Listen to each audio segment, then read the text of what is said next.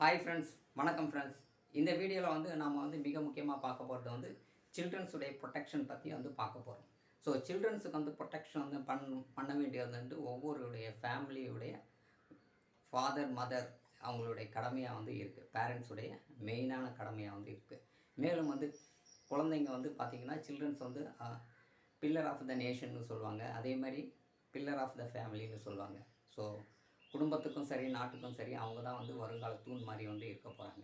So அந்த மாதிரியான குழந்தைங்களுக்கு நம்ம ஒரு நல்ல எதிர்காலத்தை அமைச்சு கொடுக்க வேண்டியது ஒவ்வொரு பேரண்ட்ஸுடைய கடமை. இப்போ பேரண்ட்ஸ் எல்லாமே லவ் அண்ட் அஃபெக்ஷன் சில்ட்ரன்ஸ் மேலே வச்சுருக்கோம். பட் லவ் அண்ட் அஃபெக்ஷன் இருந்தால் மட்டும் சில்ட்ரன்ஸுக்கு ஒரு நல்ல எதிர்காலத்தை கொடுக்க முடியுமான்னா கண்டிப்பாக கொடுக்க முடியாது. அதுக்கான பணம் தேவை.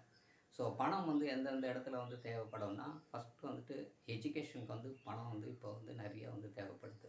ஸோ எஜுகேஷன் தான் இம்பார்ட்டன்ட். அவங்க பேஸ் அங்கே தான் ஸ்டார்ட் ஆகுது.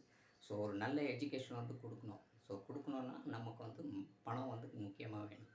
ஸோ அந்த நேரத்தில் நமக்கு இம்மிடியேட்டாக நீங்கள் பணத்தை ரெடி பண்ண முடியாது. ஸோ அதனால் சேவிங்ஸ் இப்போத்துலேருந்து நீங்கள் ஸ்டார்ட் பண்ணிட்டீங்கன்னா அந்த நேரத்தில் உங்களுக்கு ஹையர் எஜுகேஷன் போகும்போது +2 முடிச்சுட்டு 17வது வயதில் ஹையர் எஜுகேஷன் போகும்போது ஒரு பணம் வேணும்.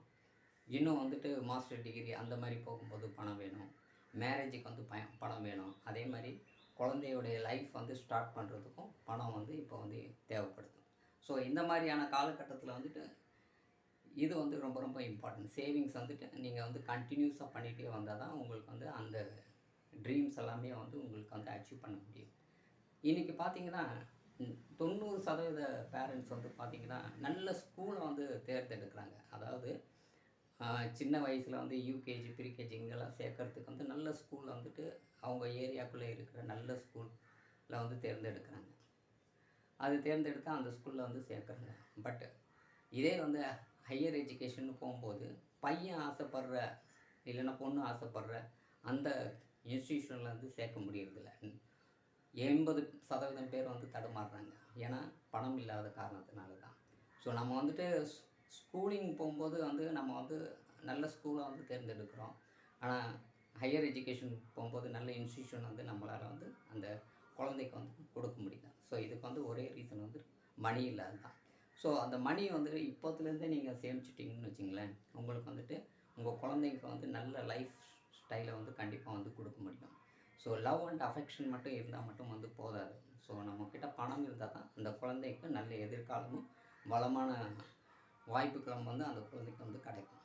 ஸோ இந்த மாதிரியான நேரத்தில் பார்த்திங்கன்னா எல்ஐசி பாலிசி சூப்பர் பிளான்லாம் சில்ட்ரன்ஸ்கோசமே டிசைன் பண்ண பிளான் நிறையா இருக்குது. சரி, இந்த எல்ஐசி பாலிசியில் எடுத்தோன்னா என்னென்ன benefit? First safe card protection பண்ணணும். சரி, ப்ரொடெக்ஷன்னா எப்படி பண்ணணும்? அதுதானே முக்கியம். ஸோ ப்ரொடெக்ஷன் பண்ணதுன்னா எல்லா பாலிசியும் ப்ரொடெக்ஷன் பண்ணுது. ஸோ எப்படி பண்ணோன்னு, ஸோ இங்கே ஃபாதர் மதர் யாராவது அவங்க பேரில் பாலிசி எடுக்கிறாங்கன்னு வச்சுங்களேன். ஸோ இன்கேஸ் ஏதாவது ஒரு ஃபாதர் மதருக்கு ரிஸ்க் ஆகிடுச்சுன்னா, ஸோ அவங்களுக்கு ப்ரீமியம் கட்ட தேவையில்லை. அவங்களுடைய எஜுகேஷன் நிற்காமல் அந்தந்த இயரில் என்ன வேணுமோ அந்த இயருக்கு அந்த பணம் கரெக்டாக போய் சேரும். ஸோ இது ப்ரொடெக்ஷன். நம்ம இருக்கிறோமோ இல்லையோ கனவுகள் நிறைவேறும்.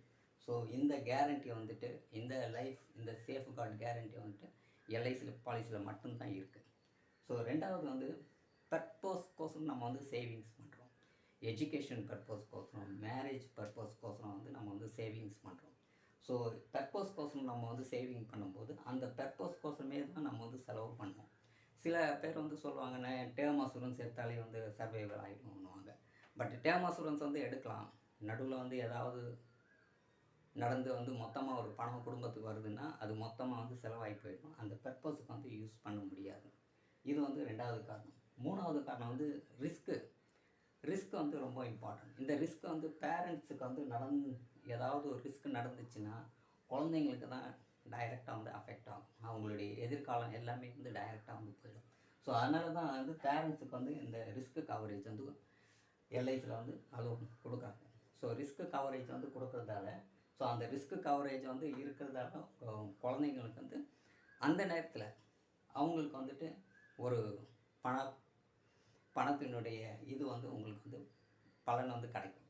ஸோ அந்த ஒரு கவரேஜும் வந்து இது கொடுக்குறாங்க. அப்புறம் வந்து லிக்விடிட்டி.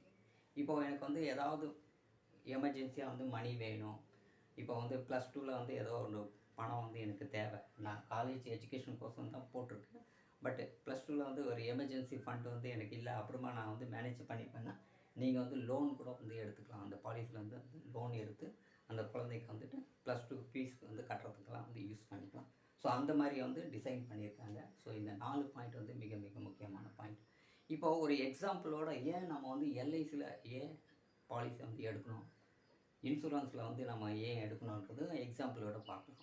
ஃபஸ்ட்டு வந்து ஒரு நபர் வந்துட்டு ஏ என்றவர் வந்து பார்த்திங்கன்னா மியூச்சுவல் ஃபண்டில் வந்து இன்வெஸ்ட் பண்ணுறாரு. 10,000 ரூபாய் வந்து மியூச்சுவல் ஃபண்டில் வந்து மாதம் தன்னுடைய குழந்தைக்கோசம் வந்து இன்வெஸ்ட் பண்ணுறாரு. ஓகேங்களா. அதே ஒருத்தர் வந்து போஸ்ட் ஆஃபீஸ்லேயும் வந்து மாதம் வந்து 10,000 ரூபா வந்து குழந்தைக்கோசம் இன்வெஸ்ட் பண்ணுறாரு. அதே 3வது நபர் சி என்ற நபர் வந்துட்டு 10,000 ரூபா குழந்தைக்கோசம் வந்துட்டு மாதம் வந்து இன்வெஸ்ட் பண்ணுறாரு. இப்போது இவங்களுக்கு ஃபார் எக்ஸாம்பிள் இந்த மூவருக்கும் வந்துட்டு 5th இயர்லேயோ 3rd இயரில் ஒரு அசம்பாவிதமாக நடந்து டெத் ஆகிடுறாங்கன்னு வச்சுங்களேன். ஸோ இவருக்கு என்ன கிடைக்கும்னா மியூச்சுவல் ஃபண்டில் இருக்கிற ஃபண்டு வேல்யூ மட்டும்தான் கிடைக்கும். ஸோ வேறு எதுவும் வந்து குடும்பத்துக்கு அவருடைய கனவுகளில் வந்து எதுவும் நிறைவேறாது. ஸோ கேரண்டி எல்லாம் வந்து மியூச்சுவல் ஃபண்டில் வந்து இல்லை. ஸோ பி போஸ்ட் ஆஃபீஸ் பேங்க்கில் வந்து போட்டிருக்கவங்களுக்கு வந்து அவங்களுடைய ரிட்டர்ன்ஸ் என்னவோ அந்த ரிட்டர்ன்ஸ் வந்து கொடுத்து வந்து வெளியில் அனுப்பிச்சிடுவாங்க. ஸோ இதுக்கு மேலே இந்த ரெண்டும் வந்து கண்டினியூவே ஆகாது. பட் எல்ஐசி பாலிசியில் என்ன நடக்கும்? ஸோ எல்ஐசி பாலிசியில் வந்து இன்கேஸ் வந்து நான் 10,000 வந்து கட்டுறேன்னா, பெர் மந்த்துக்கு வந்து 10,000 நான் கட்டுறேன்னா இம்மிடியேட்டாக 25 lakhs உங்கள் ஃபேமிலிக்கு ஸோ கொடுத்துருப்பாங்க. ஸோ அதுக்கப்புறமா வந்து ஒவ்வொரு வருஷம் வந்து 2.5 லட்சம் ரூபாய் குழந்தையோடைய எஜுகேஷன் கோர்ஸ் வந்து கொடுத்துட்டே வருவாங்க.